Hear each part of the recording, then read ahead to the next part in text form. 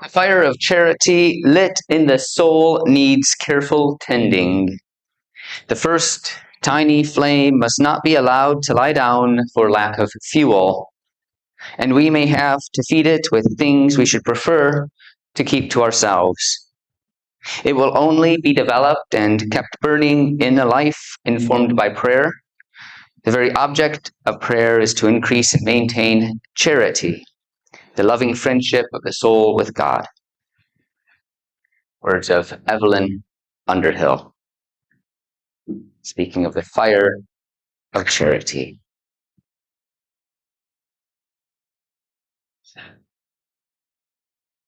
Good morning.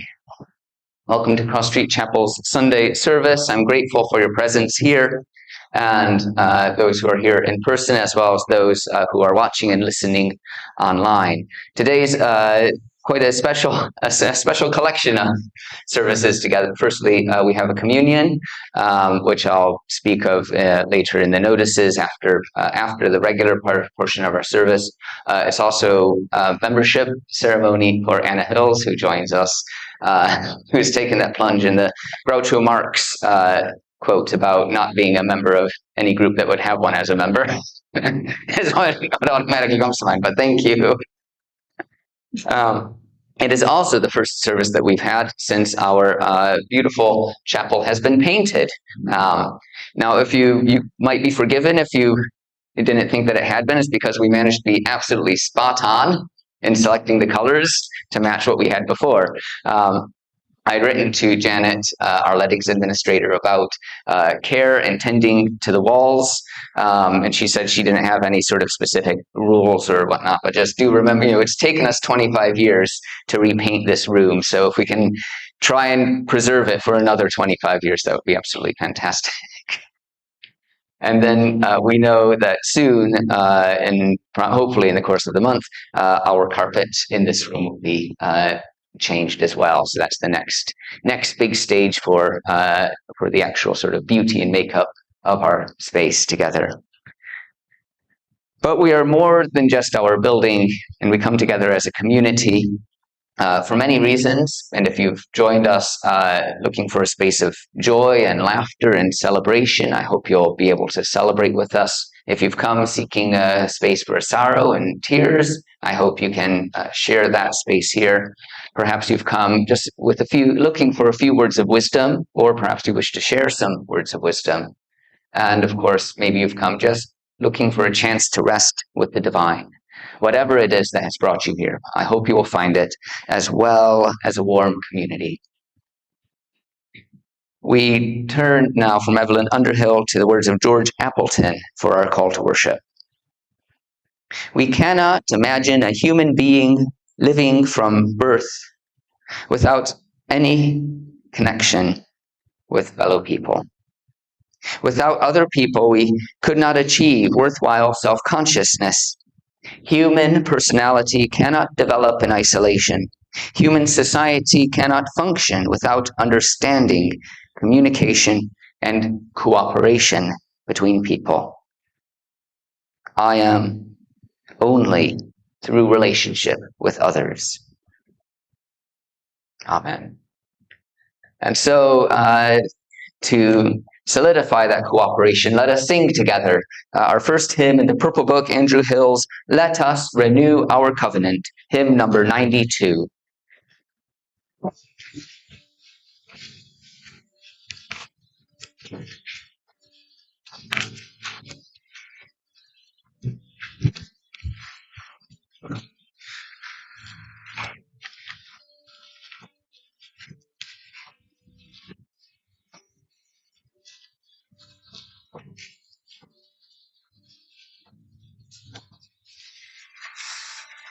Let us renew our covenant to build on with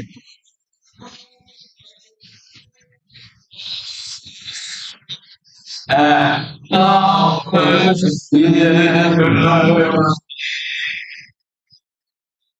the place for people of all kinds and all of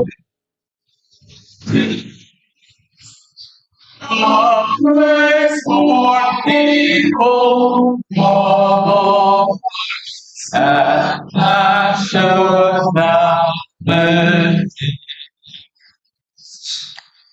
A place for people of all faiths, just like that.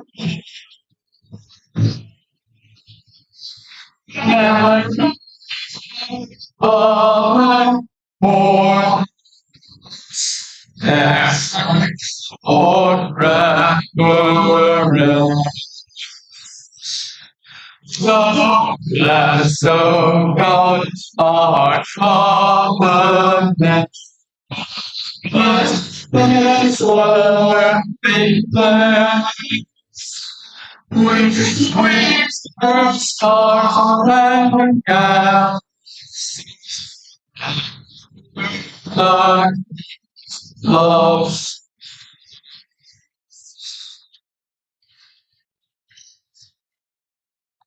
Thank you.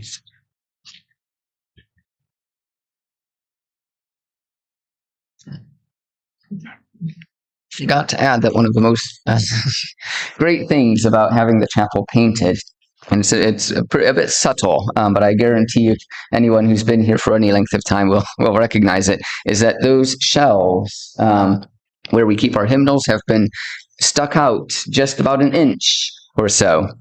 So after having about 25 years of our green hymn book particularly falling down, they should be safe to stay up. Very, very glad at that. And with that joyous celebration, let us turn to a time of prayer.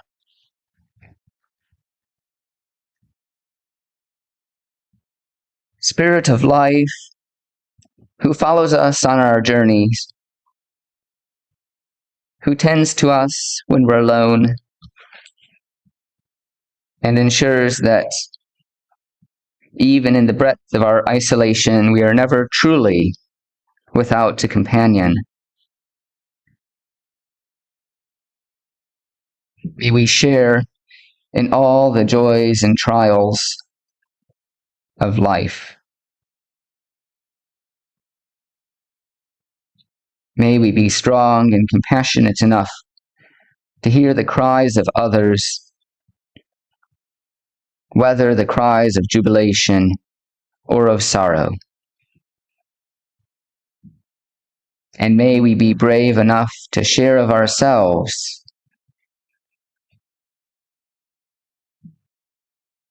whether of gladness or despondency.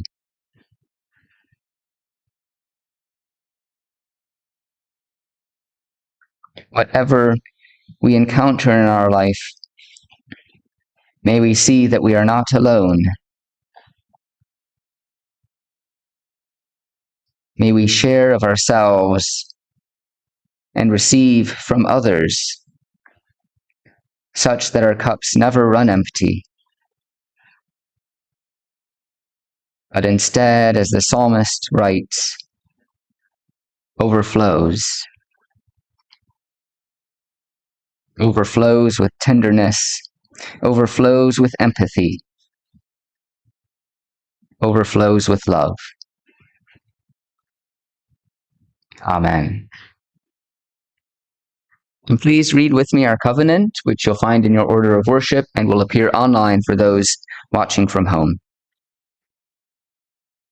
We gather here in sacred fellowship to witness the fullness of our lives and all life, to hold and be held, tell stories and listen, to be renewed and renew the world. We speak with care and patience.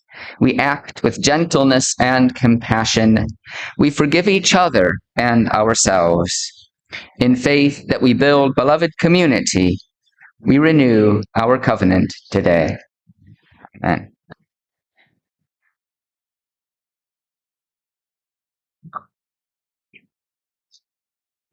When I began ministering at Cross Street, there was an intention to have an annual members service where anyone who sort of became a member through the course of the year would receive the pin and receive, it was a big focus on membership.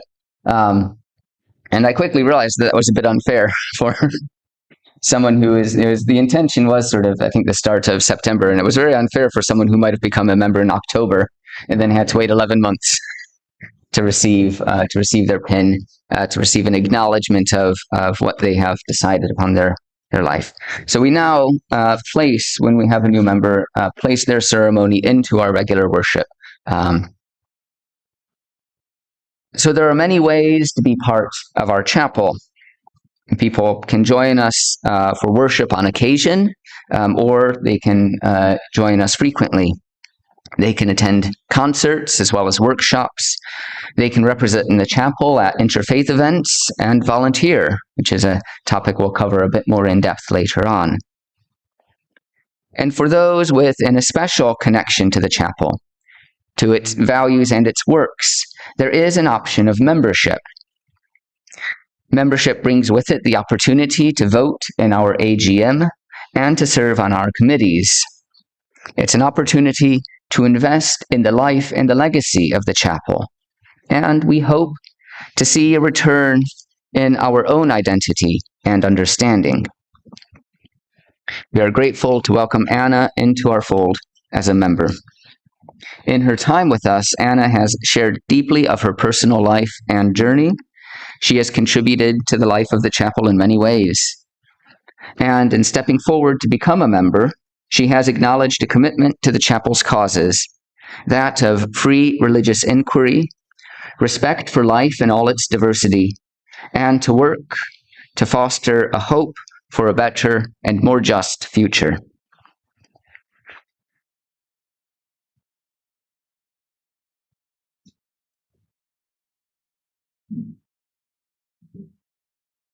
At Cross Street, we welcome members with a few rituals. Firstly, Anna is invited to choose a Unitarian pin to wear. We present these pins on a scallop shell and image long with religious imagery. In Christianity, it became a symbol of the pilgrim, one who is on a spiritual journey. Anna, we hope that in your time with us, you will feel spiritually nourished. Wherever your life's path takes you, we hope this pin will remind you that there is a spiritual home here among us.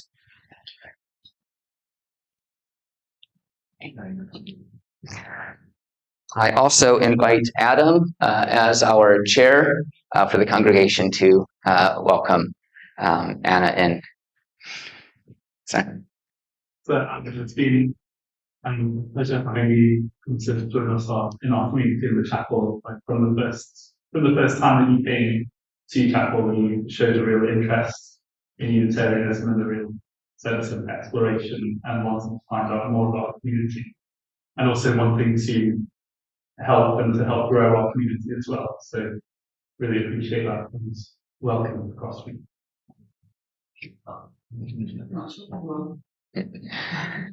And finally, if you wish, you can put the pin on.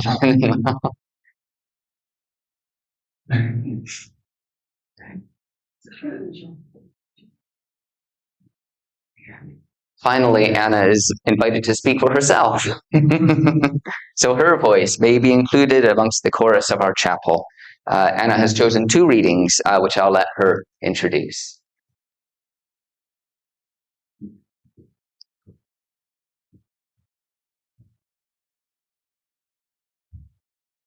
Thank you, everyone, for joining me on this special day. I've chosen 2 readings. The first is an abridged version of a song written by Neil Hannon of the, the pop band, alternative pop band, Divine Comedy. It's called The Best Mistakes. I've thumbed the dogged pages of my paperback life, reread confusing passages that never worked out right, all the muddles and miscommunications that landed me here, all the fights and late-night conversations, all the wasted tears. Well, I have made my fair share of mistakes. I'm not an angel, but then again, I'm no fake, and I don't regret a single day. They were the best mistakes I've ever made. I've tried to throw the past out. I've tried to shed my skin. But the days go by so fast now, I kind of like remembering. The young man sitting at the station in a world of his own, the new sound, the overnight sensation, flying so high that I couldn't let go. I did my time on the merry-go-round, and if I had to choose between then and now, I'd choose now. Well, I have made my fair share of mistakes. I've been a poet, a preacher, a fool, and a rake, and I don't regret a single day. They were the best mistakes I've ever made. They were the best mistakes I've ever made. And the second reading, is called I Want to Be With People, and it's by Dana E. Worsnop. It's not that long, I promise. It's quite big text. Often people say that they love coming to a place with so many like-minded people. I know just what they're getting at, and I know that they aren't getting it quite right. I don't want to be with a bunch of people who think just like me. I want to be in a beloved community where I don't have to think like everyone else to be loved, to be eligible for salvation. I want to be with people who value compassion, justice, love, and truth, though they have different thoughts and opinions about all sorts of things. I want to be with independent-minded people of good heart. I want to be with people who have many names and no name at all for God. I want to be with people who see in me goodness and dignity, who also see my failings and foibles and who still love me. I want to be with people who feel their interconnection with all existence and let it guide their footfalls upon the earth. I want to be with people who see life as a paradox and don't always rush to resolve it. I want to be with people who are willing to walk the tightrope that is life and who will hold my hand as I walk mine. I want to be with people who let church call them into a different way of being in the world. I want to be with people who support, encourage, and even challenge each other to higher and more ethical living. I want to be with people who inspire one another to follow the call of the Spirit. I want to be with people who covenant to be honest, engaged, and kind, who strive to keep their promises and hold me to the promises I make. I want to be with people who give of themselves, who share their hearts and minds and gifts. I want to be with people who know that human community is often warm and generous, sometimes challenging, and almost always, a grand adventure. In short, I want to be with people like you. Thank you very much, everybody. It's been a joy to join you up to this point, and I'm looking forward to now being with you in a slightly different capacity, but still the same Anna. So thank you very much.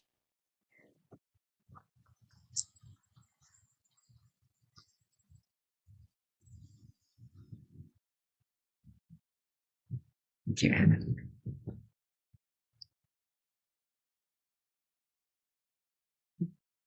So now you have a chance to share your joys and your sorrows, your trials and your triumphs. If you wish to share these publicly, please come forward and light a candle. If you have a few words to say, please come to the microphone so those listening online, those using the loop system will be able to hear. If you are online, please write into the chat box and I will read your message out. You're, of course, invited to light a candle in silence if you wish. And as always, if you wish to hold your life in your heart, know that your presence here is enough.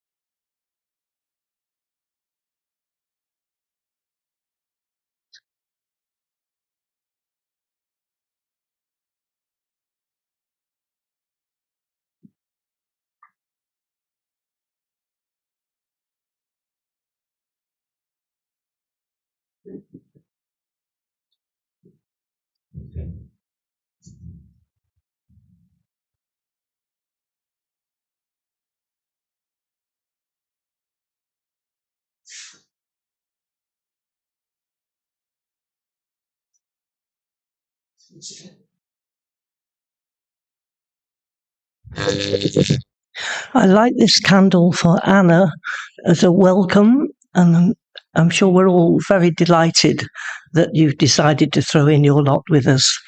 And may you have a long and happy time here.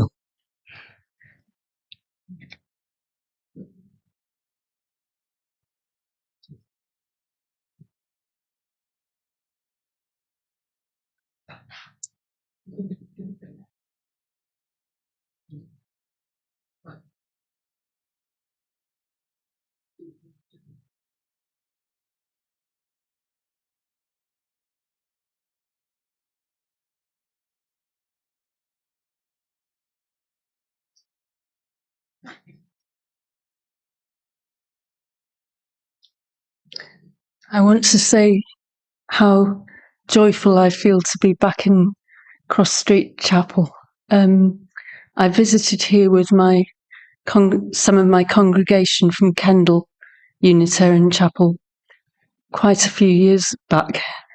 There's quite a few faces I don't recognise, so it's great. But we didn't purposely come to the chapel. It was just a bonus, because what drew us here was yesterday's event, which was Christians against climate change or something like that. And I don't particularly see myself as a Christian, although I've got nothing against it. But I really care about climate change. And it was actually, I found it very uplifting, because it was people coming together and trying to change the world for the better. And I just feel it's, this is just the icing on the cake. Thank you for being here.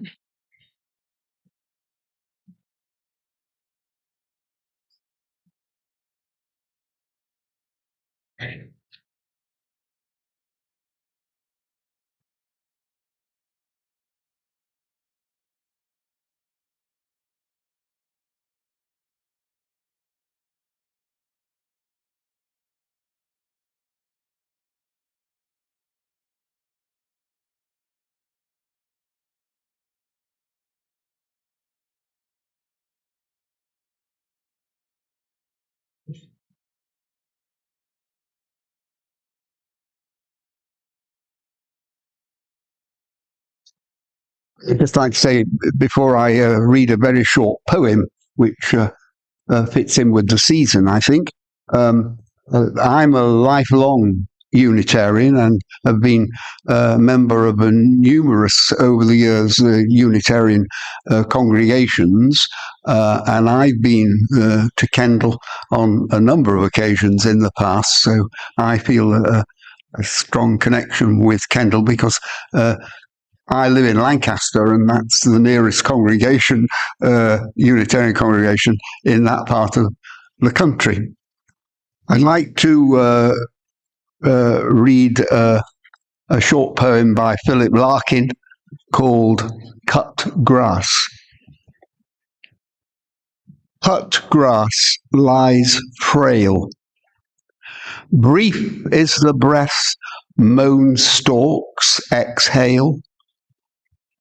Long, long the death it dies in the white hours of young-leafed June, with chestnut flowers, with hedges snow-like strewn, white lilac bowed, lost lanes of Queen Anne's lace, and that high-builded cloud moving at summer's pace.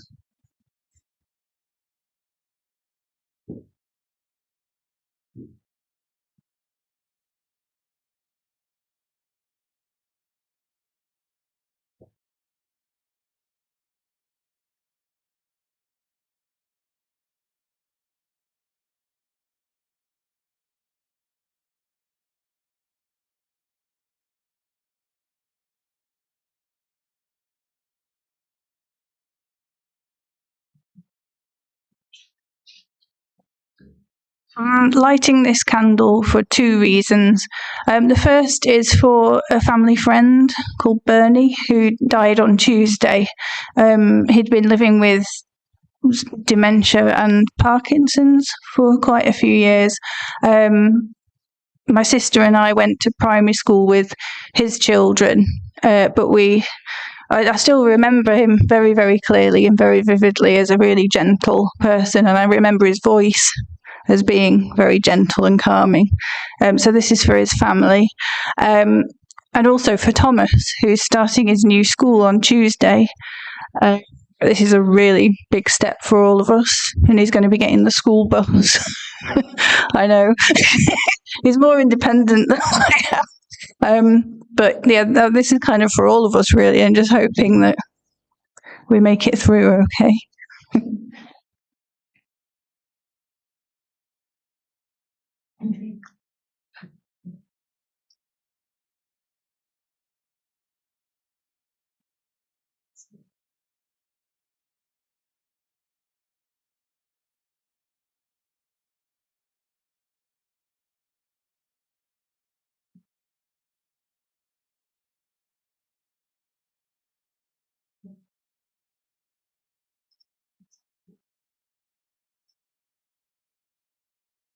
I don't really know what I want to say, so I won't say very much other than it's lovely to be back. It was great to leave, see my family the other side of the world for a couple of months, but it's really nice to be back.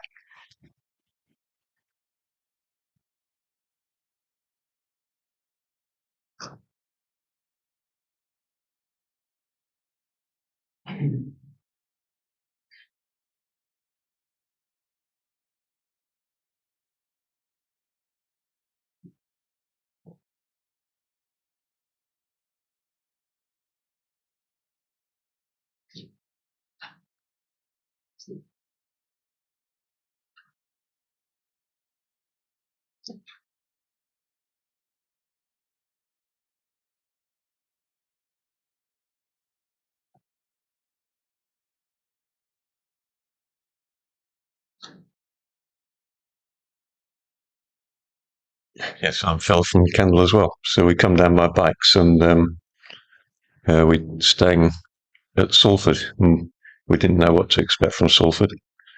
And I just find that I've met all sorts of people in the last 24 hours, and lots of people struggling, lots of people completely different than me, and little interactions I have in shops, a bit guarded, and then when you break through to the person, you realise they're exactly the same as me. But then coming into the town, you meet successful people. So I think my candle would be for us to hold everybody. Well,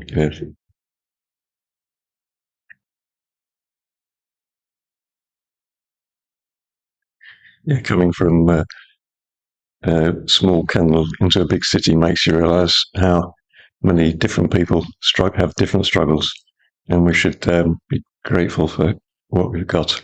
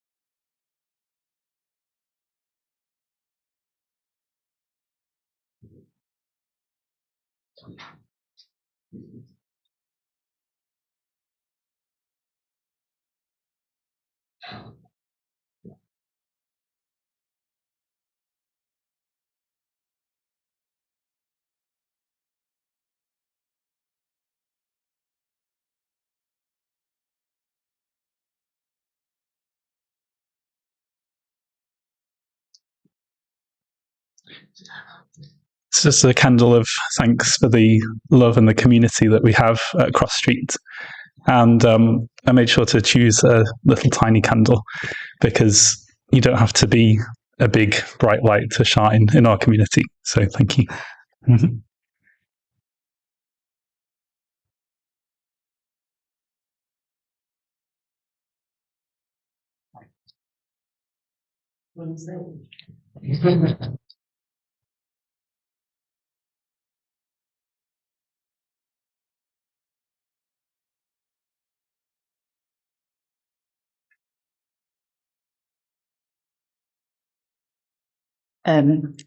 Just wanted to make sure everyone had a chance to light their candles, and and just to reiterate that I'm really grateful to be here, and that my joy is being here with all of you today, and hopefully in many subsequent years to come. So thank you again.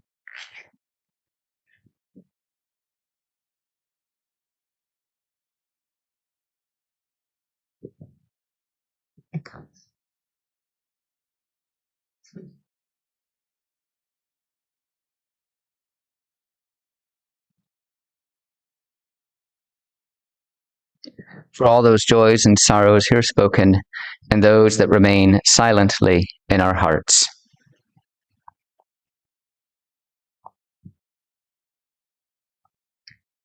Let us turn now to our next hymn in the Green Book, this time number 41, Eliza Scudder's I Cannot Lose Thee, hymn number 41.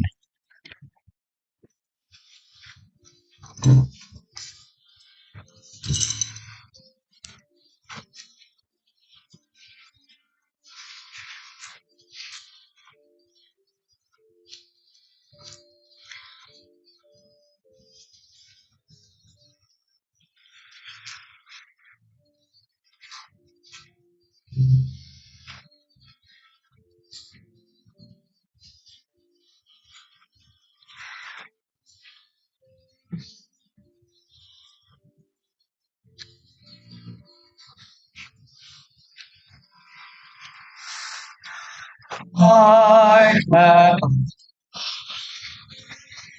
still and restless spirit, my spirit beats. For well, I wander lost through all thy paths of vision, but my life is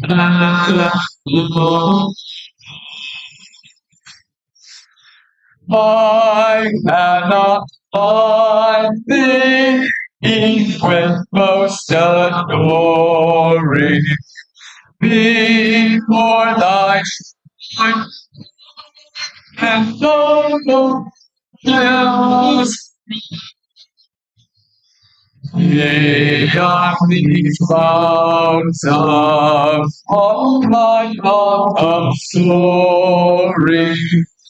While this quest comes back on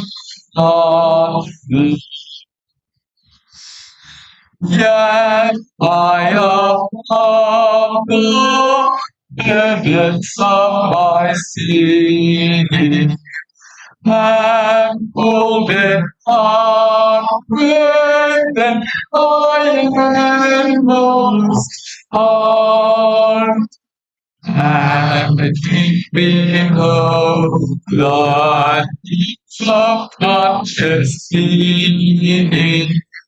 Thy splendor shineth, God thou art. I cannot sing still with me abiding, yet is where for so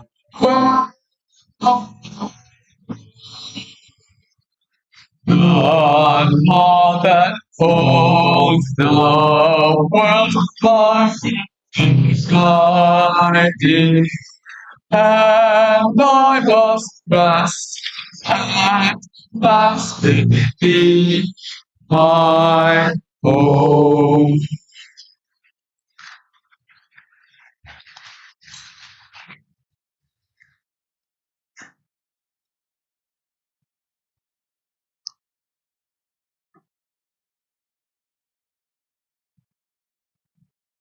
We turn now to our next reading, a letter from D.H. Lawrence.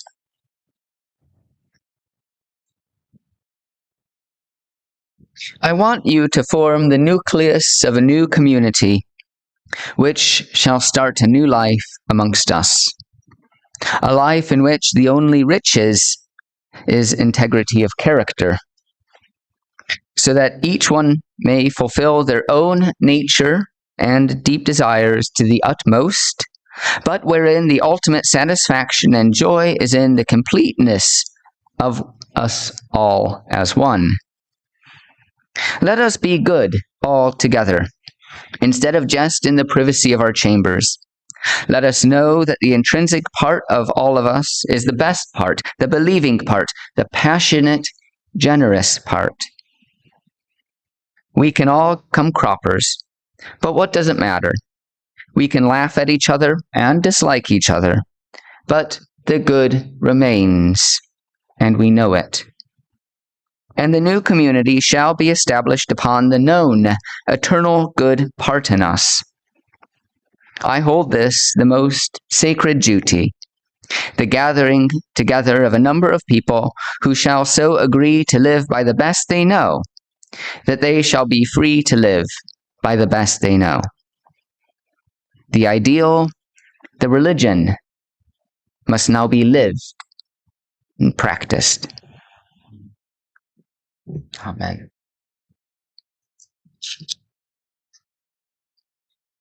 We now have a period of silence for reflection, meditation, contemplation, and personal prayer, which is preceded by these words from Latin America.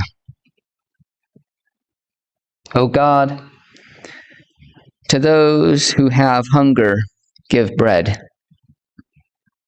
And to us who have bread, give the hunger for justice. Amen.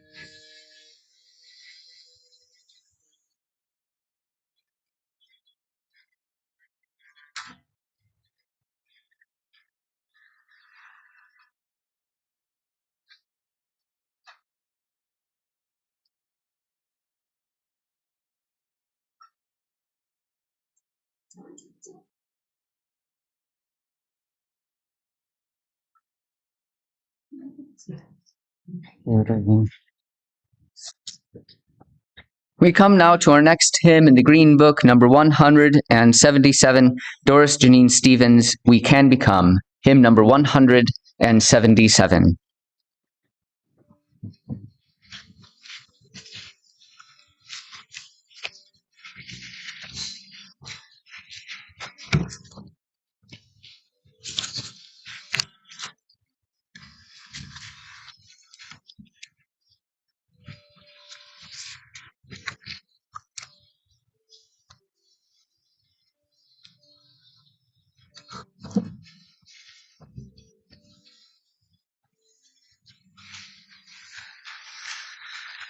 Come here,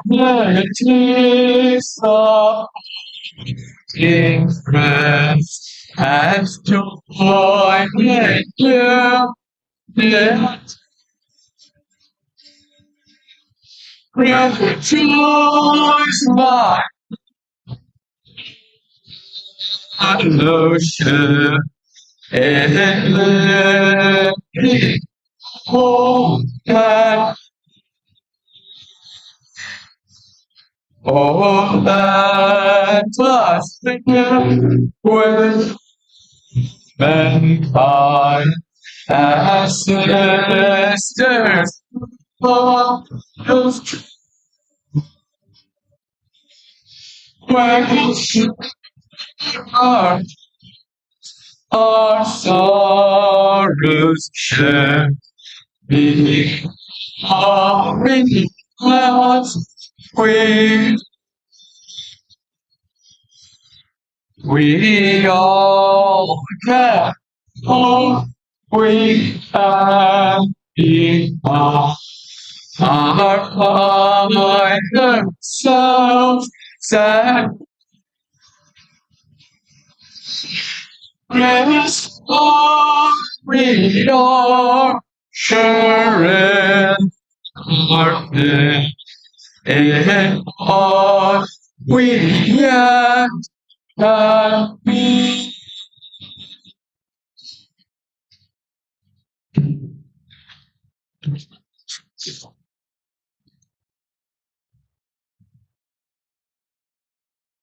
Oh, I love that hymn.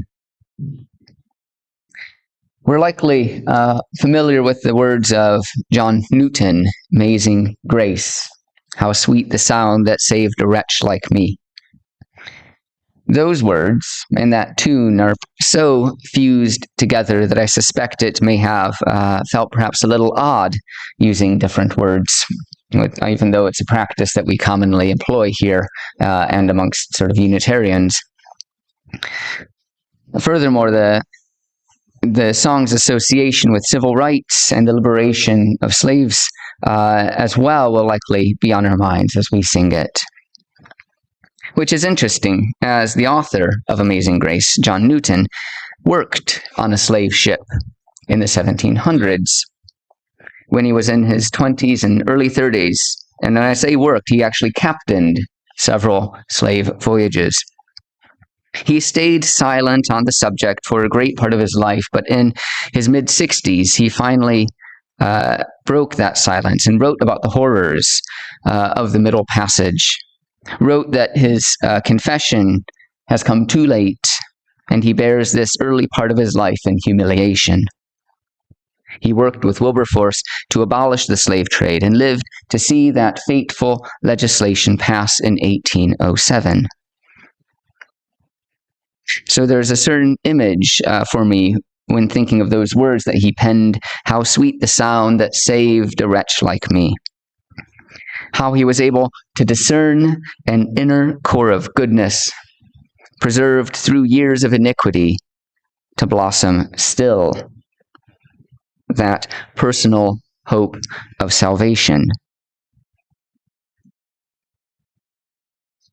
It is more difficult, though, to find biographical information on Doris Janine Stevens. And if there's anyone here in the congregation that might have a few words or knowledge, please speak with me after the service. I have learned that she contributed to a Unitarian Universalist meditation manual in 1974, which is when these words were written. Lacking details of her life, however, does not erase the impact of her words. She helps us transition from personal hope to collective responsibility. Rejoice, my friends, in fellowship, in living full and free. Rather than seeking redemption or salvation, she writes of seeking community.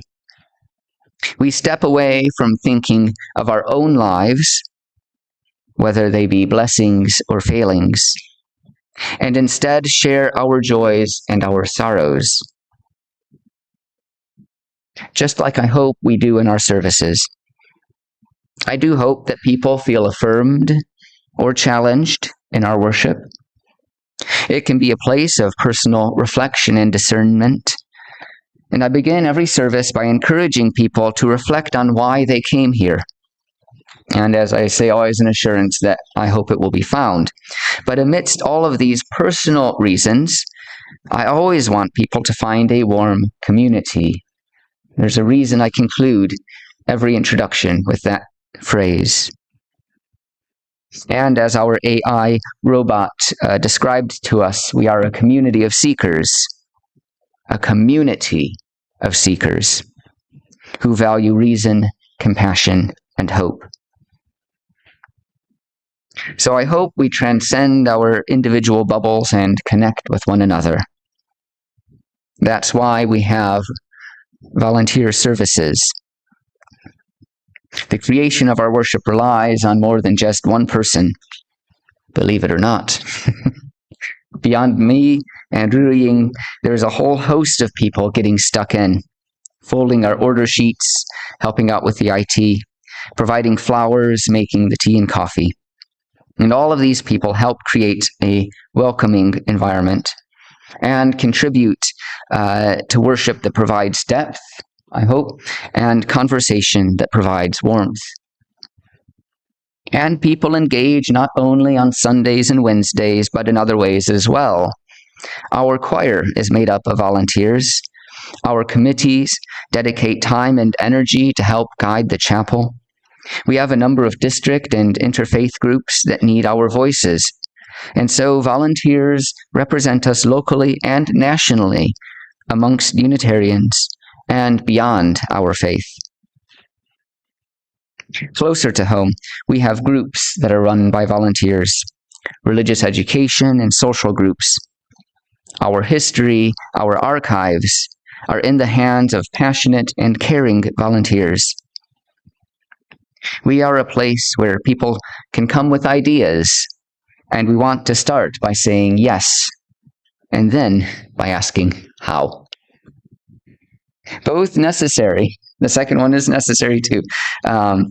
But let us seek to say yes. It's not just for the preservation of the chapel that I speak today. Volunteering affords the individual an opportunity to hone a new skill or to preserve well-worn knowledge. It provides people with each other for sharing laughter and tears. It is also a way for people to connect in a deeper way to the spirituality that brought them here initially. Through volunteering, the values of the church comes alive. Volunteering can be a means of expression or a way to keep idle hands occupied. In giving to the community, the individual, we hope, will also receive a gift. Volunteers, in short, are necessary for the church. Amen. And if you have volunteered or assisted, please sort of raise your hand or stand up so that we can acknowledge the contributions that you've made over the past year. And I provided a long list of various reasons that you might have volunteered. So for everyone. Thank you.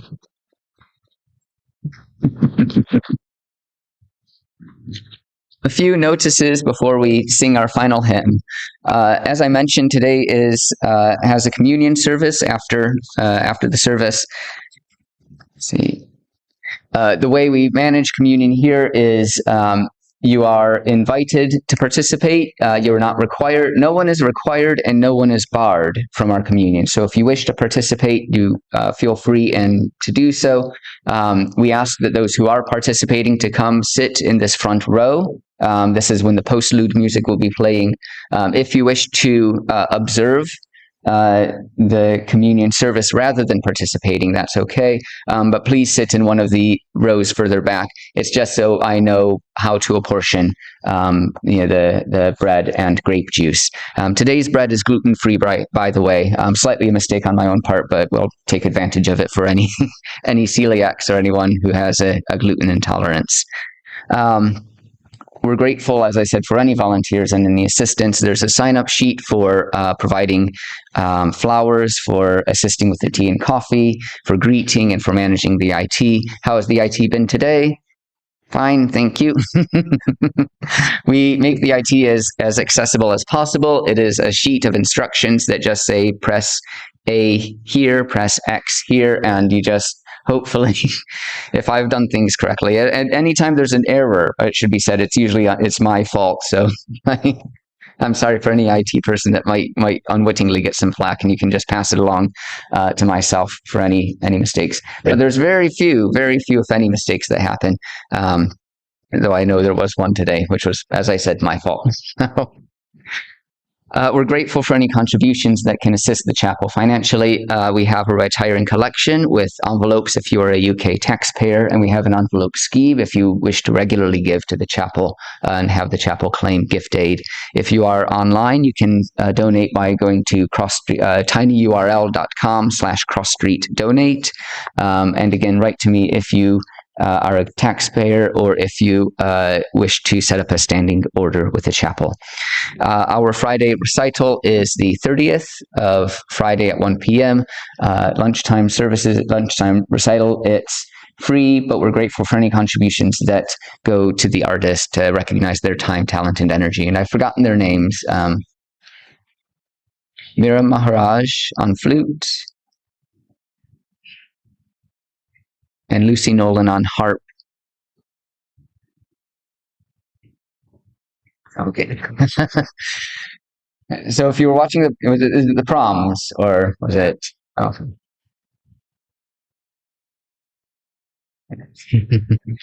So if you were in the Albert Hall or somehow managed to see the performance last night, you will have seen Mira Maharaj performing, who will be here at the end of the month.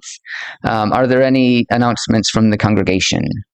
Do we have anyone to help with tea and coffee today, by the way? Thank you, Sarah and Emma. Well, with that, let us then sing our final hymn, number 204, When I Am Frightened. We're going to have 4 bars of intro, and then we're going to belt right into it. So hymn number 204.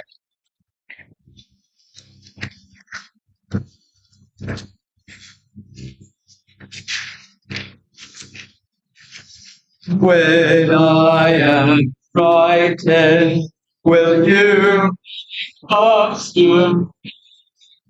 When I'm uncertain, will you hold my hand? Will you be strong? Sing to me quietly. Will you share the love of your stories with me? If you will show me compassion,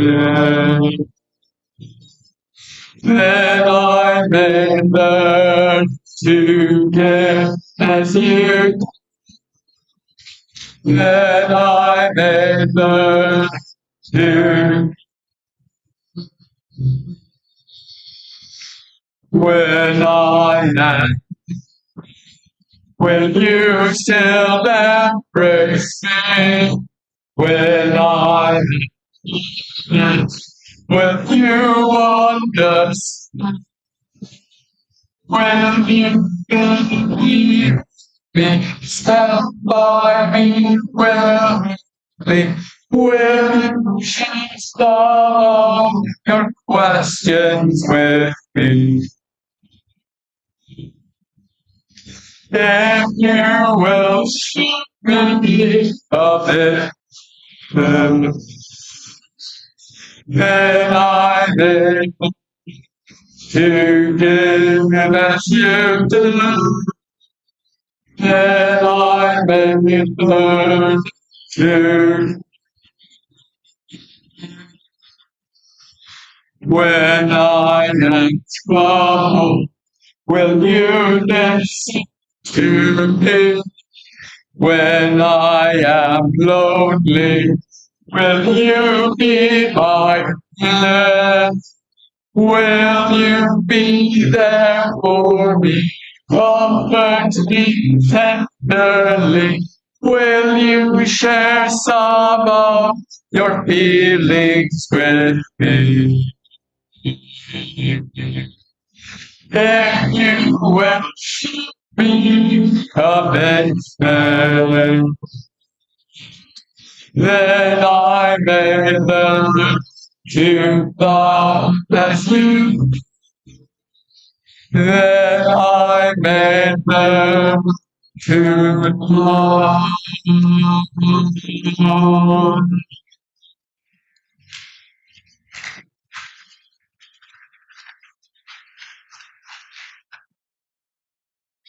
Thank you, Ruing, for the music.